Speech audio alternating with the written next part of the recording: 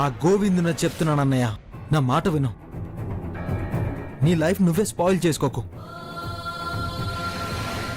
నీకు సాయంగా నిలబడే మనిషిని అవమానాల పాలు చేసి దూరం చేసుకోకన్నయ్య. తండ్రి పేరు తెలీదని ఎగతాళి చేసి ఎడం చేసుకోకు. ఓ అదా నీ బాధ? కాదు, నీ బ్రతుకు ఆ దామినితో చేరితే నాశనం అవుతుంది అని. రే, నీ వయసుకు మించిన సలహాలు నాకు ఇవ్వకరా. నాకు పద్మావతి అంటే ఇష్టం లేదు.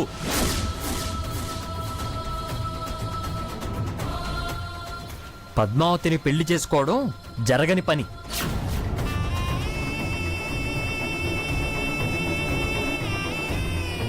నాకు దామిని అంటే ఇష్టం. నేను దామినినే ప్రేమిస్తున్నాను.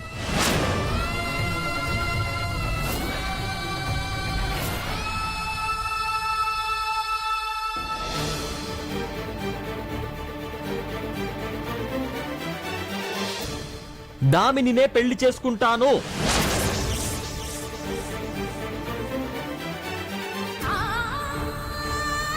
I love Damini. I hate Padmavathi. I hate Padmavati.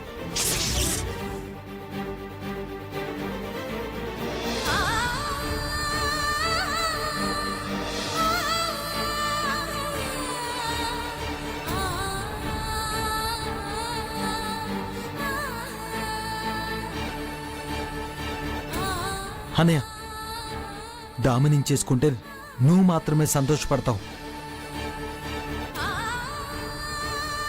కానీ పద్మావతిని చేసుకుంటే మొత్తం కుటుంబమే సంతోషిస్తుంది. ఇంకేమీ మాట్లాడకు. నాకు నా సంతోషం ముఖ్యం రా. మొండిగా మాట్లాడకన్నయ్య. ఆలోచించే నిర్ణయం తీసుకున్నాను. ఆనందంగా బ్రతకడానికి ఈ నిర్ణయం తీసుకున్నాను. అసలు ఆ పద్మావతి అంటే నాకు అసహ్యం రా. అదంటే నాకు కోపం. దీన్ని శని నెత్తిన కూర్చోవడం అంటారు. నువ్వు చెప్తున్నావే, ఆ పద్మావతేరా నాకు పెద్ద శని. మళ్ళీ చెప్పే ప్రయత్నం చెయ్యకు. తమ్ముడు అని కూడా చూడను. అది కాదన్నయ్య. ఇంకేం మాట్లాడకు.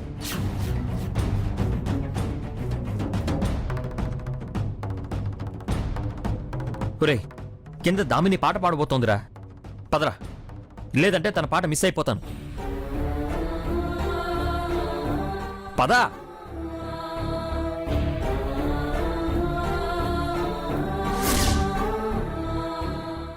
ఇప్పుడు పాడటానికి వస్తున్నది గోపీనాథ్.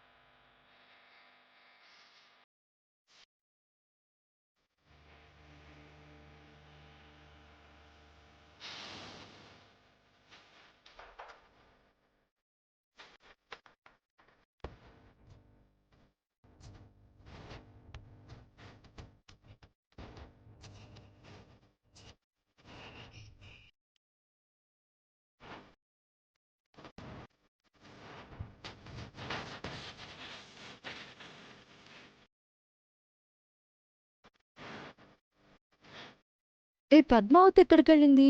నా మీద ఏమైనా ప్లాన్ చేస్తుందా? చెప్తా.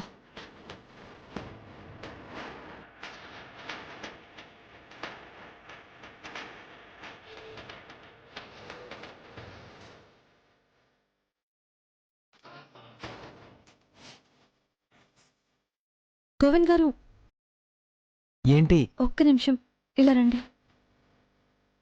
రండి. గోవిందు, వెళ్ళరా. దామిని పిలుస్తుందిగా, వెళ్ళరా.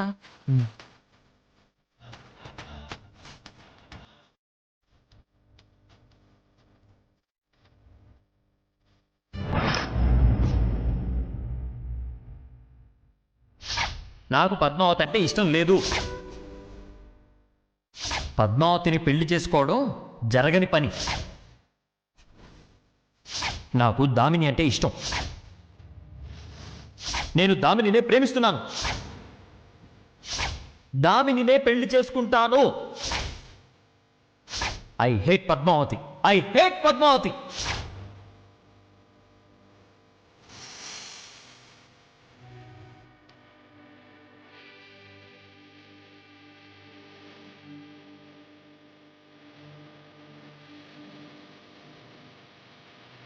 రేపో ఎల్లుండో పంతులు గారిని పిలిచి పిల్లల పెళ్లికి ముహూర్తాలు పెట్టిద్దామనుకుంటున్నాను.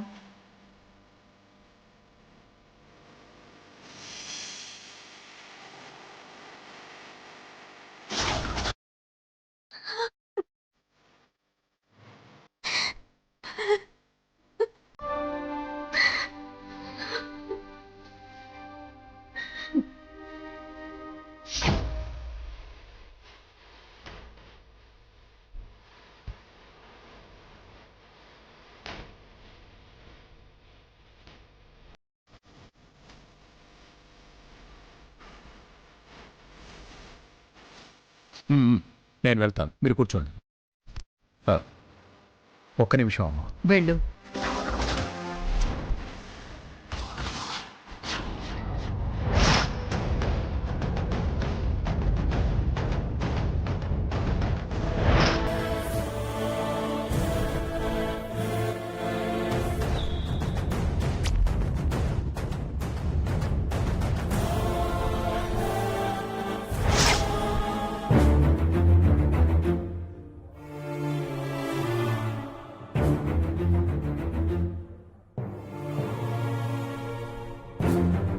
గోవింద్ గారు, పద్మావతి ఎందుకు ఏడుస్తుంది? మీకేమైనా కారణం తెలుసా? నేను అన్నయ్య మాట్లాడుకున్న మాటలేమన్నా విందా? ఏంటి మీరేం మాట్లాడుకున్నారు? ఆ వివరాలన్నీ మీకు అనవసరం. అన్నయ్య పద్మావతి మీద కోపట్టాడు అంతే.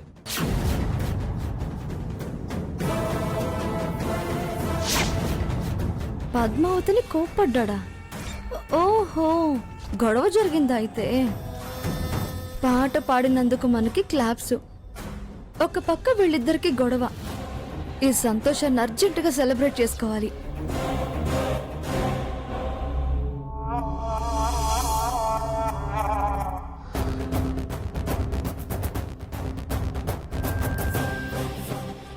ఇప్పుడే వస్తాను.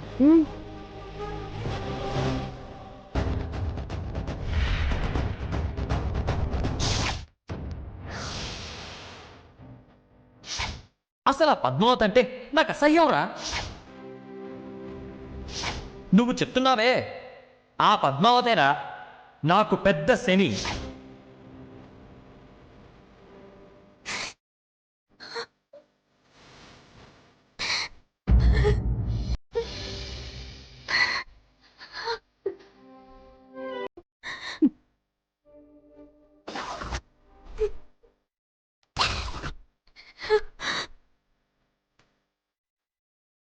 అమ్మా పద్మావతి, మేడం, ఎందుకు ఏడుస్తున్నావు? ఈ టైంలో ఏడుస్తున్నావేంటి? అబ్బే అదేం లేదండి. కన్నీళ్లు తుడిచేసుకున్నంత తేలిక కాదమ్మా గుండెల్లోని బాధని తుడిచేసుకోవడం. అయినా నేనడగ్గానే నువ్వు మాత్రం ఎలా బయటపడి చెప్తావు? అందరికీ చెప్పుకోగలిగింది కాదేమో. అంటే అది కారణం వివరంగా అడగను, కానీ పెద్దదాన్ని. ఎన్నో ఒడిదుడుకులు, కష్టాలు, కన్నీళ్లు చూసిందాన్ని కాబట్టి సలహా మాత్రం ఇస్తున్నాను. ఇవన్నీ అనుభవం నేర్పిన పాఠాలమ్మా. బాధల్లో ఉన్న వాళ్ళకి కాస్త ఓదార్పునివ్వడం మనసును తేలిక చేసుకోవడానికి ఉపయోగపడుతుంది. సమస్యలకు పరిష్కారాలు కొన్ని మనం ఆలోచిస్తే దొరుకుతాయి, కొన్ని కాలానికి వదిలేయాల్సి ఉంటుంది. ప్రార్థనా గీతం విన్న తర్వాత విజేతవి నువ్వే అన్న నమ్మకం నాకుంది. వెళ్ళు. ఆ గెలుపు నువ్వు ఇప్పుడున్న బాధల నుంచి బయటపడేయొచ్చు. అది నా బాధ ఎలా చెప్పుకోవాలో అర్థం కావడం లేదు. వద్దు చెప్పొద్దు. ముందు బాధను పక్కన పెట్టి గెలిచి నిలబడు. ఆ సంతోషం పంచుకున్నాక బాధను చెప్దువు గాని. అలాగే మేడం. ఇంకేమీ ఆలోచించుకో.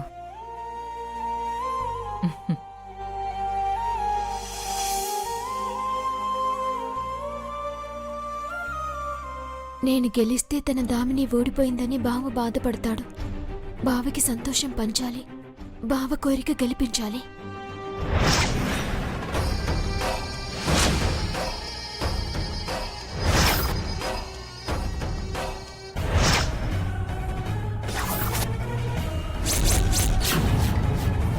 దామిని మళ్ళీ తాగుతున్నావా? గోవింద్ గారు, సంతోషంగా ఉన్నప్పుడు తాగాలి, లేకపోతే ఆ సంతోషానికి విలువే ఉండదు. వెదవలాజిక్కులు చెప్పకు. దీన్ని పడేస్తే ఒక పని అయిపోతుంది. పద్మావతి, అయ్యో గోవింద్ గారు,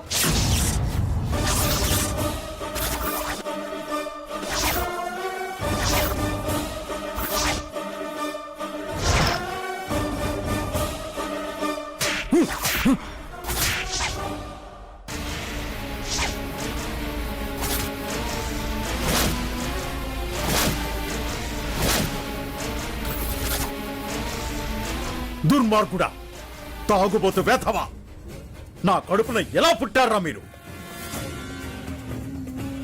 ఇద్దరేరా. వాడేమో విద్య నేర్చుకుని రాలేదు, నువ్వేమో వ్యసనం నేర్చుకుని వచ్చా. మోసం చేస్తున్నారా, నన్ను మోసం చేస్తున్నారా? నాన్నగారు, తండ్రిగా నా బాధ్యత సక్రమంగా నిర్వర్తించలేదనిపిస్తోందిరా. ఏంట్రా ఇది? మన ఇంటా వంట ఉందా ఈ దరిద్రపు అలవాటు? ఎక్కడి నుంచి వచ్చిందిరా? క్షమించండి నాన్నగారు. ఏదో సిటీలో ఫ్రెండ్స్తో అలవాటైపోయింది. అవుతాయి. మంచి అంటది గాని ఇలాంటి పాడలవాట్లు మాత్రం తొందరగానే అంటుతాయి. అంతేనా? మిమ్మల్ని కన్నానే గాని మీ బుద్ధులకి కాపలా కాయలేకపోయానురా. రేయ్, నాకు తల ఉంపులు తేవడానికి పుట్టారా? నా పరువు బజార్న పడేయడానికి పుట్టారా మీరు? పండిత పుత్ర పరమ సుంఠహ అన్నారు. నీలాంటి వాళ్ళ వల్లే, రేయ్, నీలాంటి వాళ్ళ వల్లే అది పుట్టిందిరా. కర్మరా, అంతా నా కర్మ. రేయ్, ఈ వయసులో మాకు మనశ్శాంతి కరువయ్యేలా చేయకండ్రా. మీకు దండం పెడతాను. ఛీ!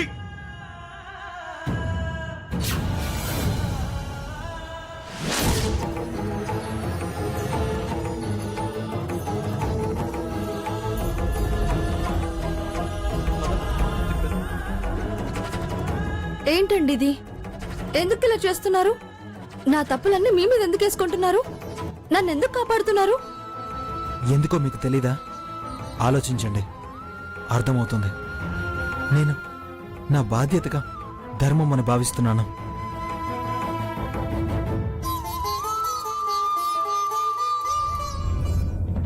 ఏంటి ఈ మాటలకు అర్థం ఏంటి? సిన్సియర్గా లవ్ చేస్తున్నాడా? అక్కడ కారుకు అడ్డంగా నిలబడి నేను చేసిన యాక్సిడెంట్ తన మీద వేసుకున్నాడు. ఇప్పుడు బాటిల్ తీసుకుని నేను అవ్వాల్సిన చెడు తను తీసుకుని నా పరువు కాపాడాడు. ఇలాంటి మనిషి నాకు తోడైతే, నా జీవితాంతం పక్కనే ఉంటే, తను నిజంగా నన్ను ప్రేమిస్తే, నేను తేలిగ్గా తీసుకుంటే తప్పు చేసిందని అవుతాను. ఆలోచించాలి, మంచి నిర్ణయం తీసుకోవాలి.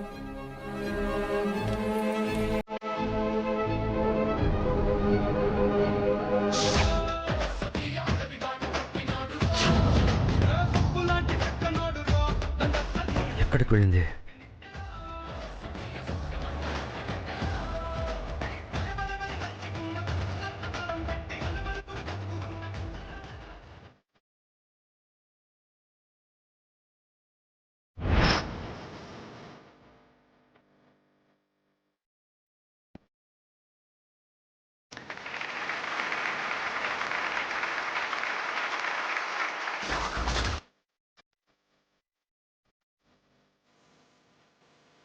ఇప్పుడు పాట పాడడానికి రాబోతున్నది పద్మావతి గారు.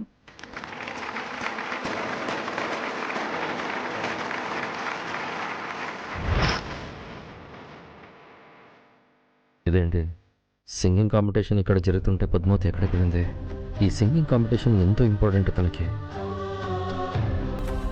నేను దామినినే ప్రేమిస్తున్నాను. దామినినే పెళ్లి చేసుకుంటాను. బావ మనసేంటో తెలిసాక ఇంకా నేను బావని కోరుకోవటం తప్పే. ఇద్దరం ప్రేమించుకుంటున్నాం, పెళ్లి చేయాలని ఆశపడుతున్నారు పెద్దలు. వాళ్ళ ఆశని దూరం చెయ్యాలా, నా ప్రేమని చంపుకోవాలో, బావ ప్రేమని బతికించాలో ఏమీ అర్థం కావడం లేదు. ఎవరిని వదులుకోవాలి, ఎవరిని కావాలనుకోవాలి? అసలు ఆ దామిని బావకి సరిపోతుందా?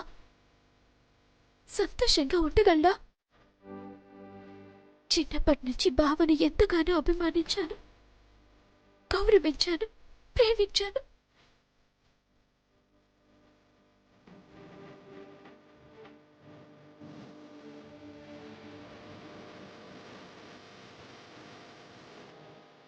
కానీ బావ జీవితం సంతోషంగా ఉండాలి.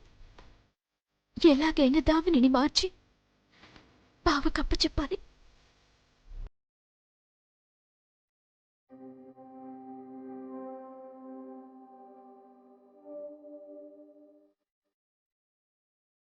అదేంటి సార్, లోపల కాంపిటీషన్ జరుగుతుంది, అనౌన్స్మెంట్ చేస్తున్నారు, తనేమో ఇక్కడుంది. అదే నాకు అర్థం కావట్లేదు సార్. పదండి.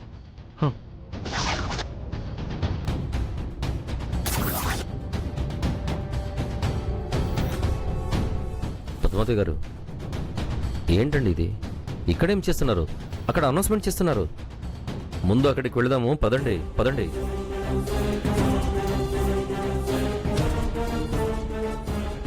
ఏం పద్మావతి, ఆడిటోరియంలో ఉండకుండా బయట ఏం చేస్తున్నావమ్మా? మా మాటలు విన్నట్టుంది, అందుకే బాధపడుతుంది. పద్మావతి, ముందు జీవితం, తర్వాతే ఆలోచనలు.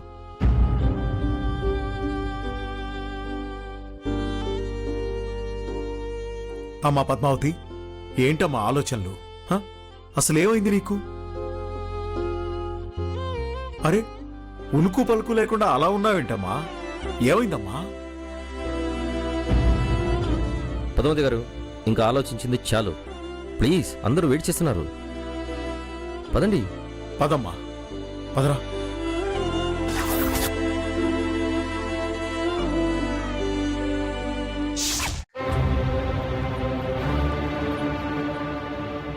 ఇంత ధైర్యం చెప్పాక కూడా ఇంకా రాలేదేంటి?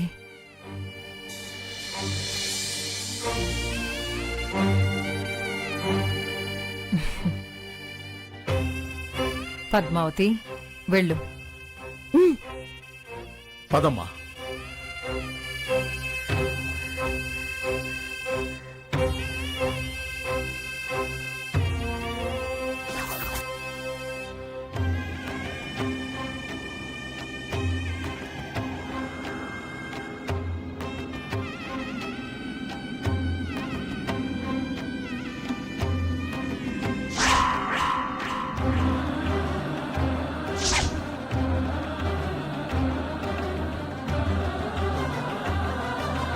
నేను ఓడిపోవాలి, తనే గెలవాలి. లేకపోతే మావయ్య గారి కుటుంబానికి దగ్గర అవ్వలేదు.